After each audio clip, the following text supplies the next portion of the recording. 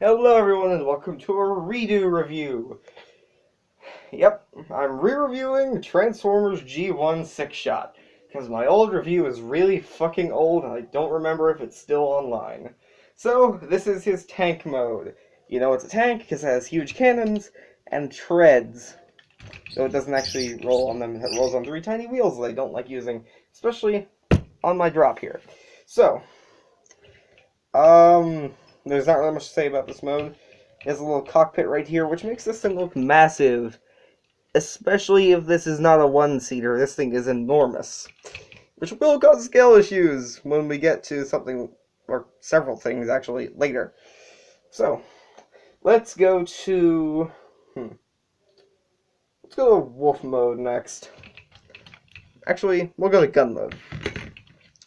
So, first, you turn it upside down, extend the legs, fold open these doors, and put the guns in here. I guess you can do this for tank mode. And I don't have the original instructions.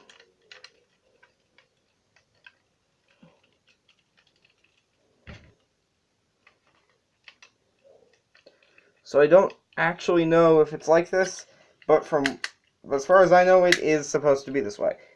Regardless.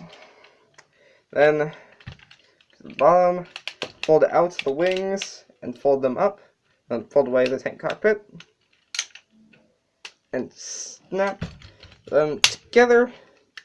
Then flip out this. And then you take the arms, twist these inward. At least that's what I like to do. A lot of this is left open in the air, so do whatever you want. Fold like this. Twist the arms. I like it like this. And fold out the little wings. And there you have his massive gun mode. I don't know. Oh, I think I know what to do a size comparison of this with. Give me a sec.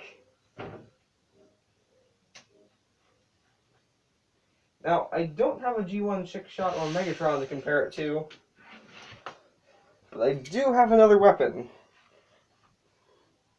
Here's my sword in comparison to it. That's most of the blade. Actually, it's about half the blade, so that's a pretty long gun. Now I'm going to go put my sword away.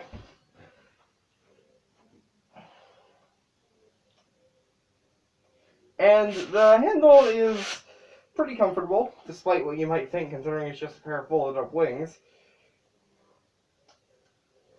But no, it's actually rather nice. And the trigger does have a spring to it. So if you want, you can go around fake shooting people with a really, really unrealistic gun. Like, even Shockwave is more realistic gun-wise. Because, God, this thing is ridiculous. Yeah. From here, let's go to jet mode.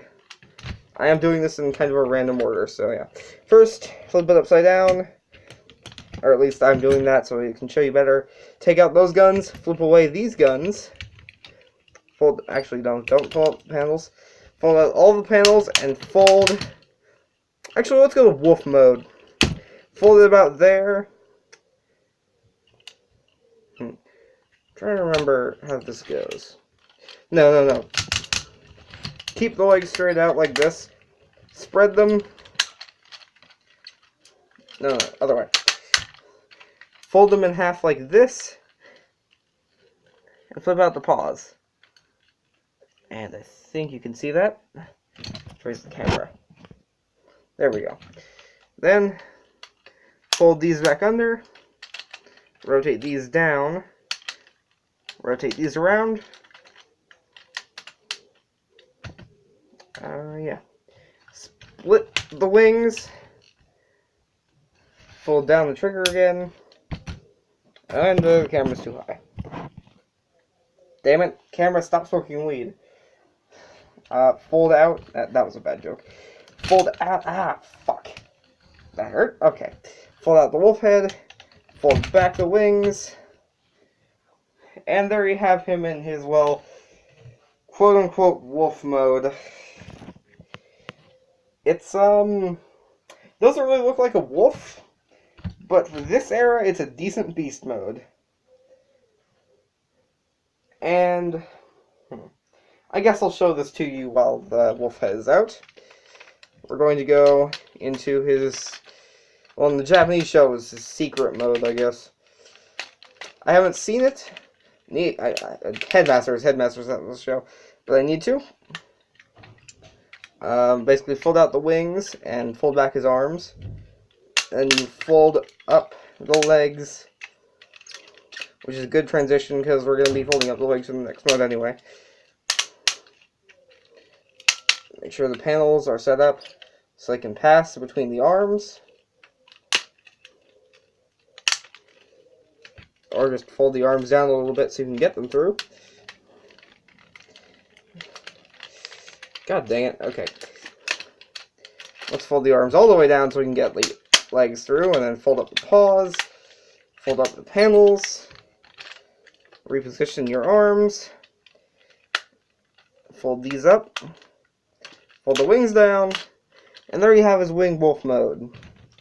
And I guess you can peg the guns under there, under here on the wings, or right here. And this was pretty much the thing that was only done in Japan, and it's exactly what it looks like. Now let's move on. And since it's most of the way there already, let's go to jet mode. First, fold up the wolf head, then flip it over. Then we fold the wings out of the way so we can fold the arms. First, fold the green shoulder block tops here around so the wheels face inward. Fold them around. Fold it so that the paws face upward again. Fold out these wings. Fold out the big wings. Peg the guns onto his wings. And there you have his jet mode, which all in all looks pretty good. Really good for the time, I'd say. At least for what Hasbro was making. Okay, what mode am I on now? Let's see. We did tank, we did gun, we did wing wolf, we did wolf, we did jet. So now we move on to car mode. Okay. Not too far from this one, so it's fine. Flip it over. Fold up the smaller wings and pull off the guns. Flip these around. Fold these up to get them out of your way for the moment. Fold the sections with tires so that they look like this. Both sides. Nice clicky joints on this figure.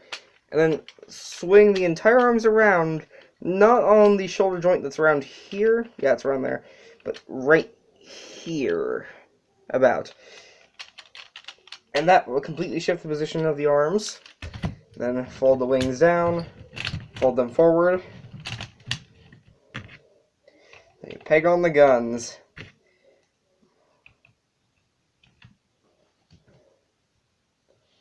And there's car mode. It rolls like okay, I guess. Personally, I think this looks more like an APC. And here's the scaling issues I was talking about. You know that tiny tank cockpit that looked like this? It would make the tank mode huge. These are some pretty big ass windows then for this. So this must have a lot of people in it, if it were a real thing. Actually, it's a Cybertronian mode, so why does it have windows in the first place? Who fucking knows? Who fucking cares? It was Hasbro in the late 80s. They had no idea what they were doing, pretty much. Plus, it's a 7-changer. Well, yeah, 7-changer. What do you expect? Now, final mode. God, this is more exhausting than I thought it would be. Okay. Fold up the wings. Fold them forward. That's officially how it's supposed to be. Swing the arms up, back on those hinges, and make sure they're straight. Fold the arms, and swivel the front of the arms forward, so the paws here face forward. And then push those up to reveal the fists. Flip out these. Open up the panels. Move the arms out of the way again. so you can flip out the legs, which is always a pain in the ass. I'm pretty sure it's universally a pain in the ass, and it makes me scared to ever have the chrome version of this figure. Ah, come on.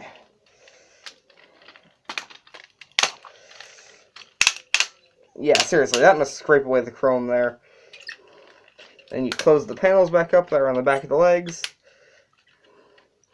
This step is optional, but flip out the paws. Raise the camera, always a necessary step. Pull the arms down again. Pull these back out. Pull down this chest piece. And flip out the head. Close the panel up. And there you have Sixshot in his robot mode. And man, is he impressive. Size comparison. Titans Return Weird Wolf. He's about the size of a leader class. How fitting. Of course, he can hold his guns. And for articulation, he has ratcheted shoulders that go all the way around. And yes, the chest flaps do kind of get in the way of that, so I just leave them like this. And if you're like me, you don't leave the wings like this, because it takes up too much shelf space. And I realize they don't take up much, but when you have them at the back of the shelf and everything is going to fall back against him if anything falls, you want the wings like this. So that he can be closer to the back of the shelf and not fall over.